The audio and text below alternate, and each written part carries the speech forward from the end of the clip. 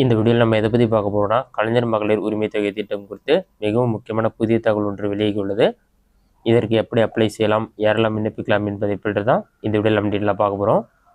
கலைஞர் மகளிர் உரிமை தொகை திட்டத்திற்கு பார்த்தீங்கன்னா ஜூன் மாதம் விண்ணப்பிக்கலாம் என்று ஏற்கனவே அறிவிப்பு வெளியானது. மகளிர் உரிமை தொகை திட்டத்தில் விடுபட்டவர்கள் ஜூன் மாதம் முதல் விண்ணப்பிக்கலாம் என்று கூறப்பட்டது. இத்திட்டத்தில் பார்த்தீங்கன்னா இதுவரை 1,14,00,000 பேருக்கு மாதந்தோறும் ரூபாய் 1000 அவர்கள் வங்கிக் கணக்கில் செலுத்தப்பட்டு வருகிறது. 9,000 இடங்களில் பார்த்தீங்கன்னா மக்களுடன் முதல்வர் திட்டத்திற்கான முகாம் நடைபெற உள்ளது. அதில் கலைஞர் மகளிர் உரிமை தொகைக்கு விண்ணப்பிக்கலாம் என்று சட்டப்பேரவையில் முதலமைச்சர் மு.க.ஸ்டாலின் ஏற்கனவே அறிவிப்பு வெளியிட்டிருந்தார். இதன்படி பார்த்தீங்கன்னா ஜூன் 4ஆம் தேதி விண்ணப்பிக்கலாம் என்று கூறப்பட்டுள்ளது. மகளிர் உரிமை தொகையை பெற தகுதி இருந்தும் ஒரு சிலர் விடுபட்டிருக்கின்றனர். அப்படி உள்ளவர்களுக்கு பார்த்தீங்கன்னா முதல்வர் ஒரு வாய்ப்பு தருகிறார். ஜூன் 4ஆம் தேதி மனுக்கள் வாங்க சொல்லியிருக்கிறார். முறையான ஆவணங்களுடன் விண்ணப்பிக்கலாம் என்று அமைச்சர் கீதா ஜீவன் தெரிவித்துள்ளார். இந்த மக்களுடன் முதல்வர் முகாம் பார்த்தீங்கன்னா அனைத்து மாவட்டத்திலும் நடைபெற உள்ளது. இந்த முகாமில் போயிட்டு தகுதி இருக்கும் நபர்கள், புதிதாக குடும்ப அட்டை பெற்றவர்கள், ஏற்கனவே விண்ணப்பித்து தகுதி இருந்தும் விண்ணப்பம் நிராகரிக்கப்பட்டவர்கள், இவர்கள் எல்லாமே அப்ளை பண்ணலான்னு சொல்லியிருக்காங்க. இதுக்கு யாரெல்லாம் தகுதியானவர்கள், தகுதி இல்லாதவர்கள்னு சொல்லிட்டு அவங்களோட வெப்சைட்லேயே ஏற்கனவே அப்டேட் பண்ணிட்டாங்க. அதிலே டீட்டெயிலாக கொடுத்துருக்காங்க. அந்த டீட்டெயில்ஸ் என்னென்னு பார்க்கலாம். இது சம்மந்தமாக அவங்களோட அஃபிஷியல் வெப்சைட்டில் கொடுத்துருக்காங்க. கூகுள் சர்ச்சில் போயிட்டு KMUTன்னு சொல்லி டைப் பண்ணுங்கள். அந்த மாதிரி நீங்கள் டைப் பண்ணி கொடுத்தீங்கன்னா ஃபஸ்ட் எடுத்துனே KMUT.tn.gov.in ஒரு வெப்சைட் ஷோ ஆகும். அந்த வெப்சைட்டை செலக்ட் பண்ணுங்கள். வெப்சைட் ஓப்பன் ஆன பிறகு உங்களுக்கு இந்த மாதிரி தான் ஷோ ஆகும்.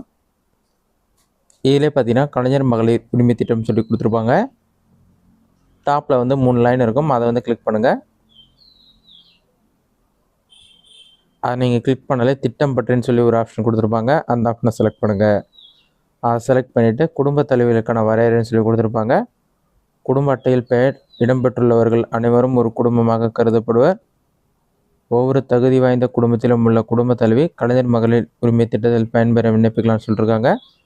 குடும்ப அட்டையில் குடும்ப தலைவர் என குறிப்பிடப்பட்டுள்ள பெண் குடும்ப தலைவராக கருதப்படுவர். இதுவே ஆண் வந்து குடும்ப தலைவராக இருந்தால் அந்த குடும்பத் தலைவருடைய மனைவி குடும்பத் தலைவராக கருதப்படுவார்னு சொல்லி மென்ஷன் பண்ணிருக்காங்க. இது மட்டும் இல்லாமல் பொருளாதார தகுதிகள்னு சொல்லிட்டு இன்னும் சில டீட்டெயில்ஸ் கொடுக்குறாங்க. அது என்னென்னு பார்க்கலாம். இதிலே ஆண்டுக்கான வருமானம் பார்த்தீங்கன்னா 2.5 லட்சத்திற்கு குறைவாக இருக்கணும்னு சொல்லியிருக்காங்க.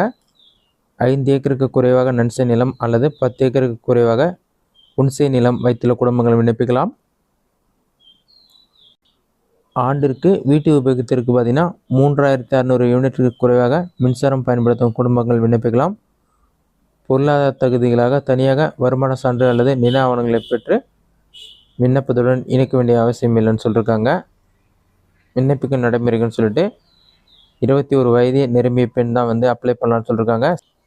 செப்டம்பர் 15, 2002 தேதிக்கு முன்னர் பிறந்தவர்கள் விண்ணப்பிக்கலாம்னு சொல்லி மென்ஷன் பண்ணியிருக்காங்க. அடுத்ததான் யாரெல்லாம் இதற்கு விண்ணப்பிக்க தகுதியற்றவர்கள்னு சொல்லிட்டு அதற்கான லிஸ்ட்டும் வெளியிட்டிருக்காங்க. அது என்னென்னு சொல்லி பார்க்கலாம்.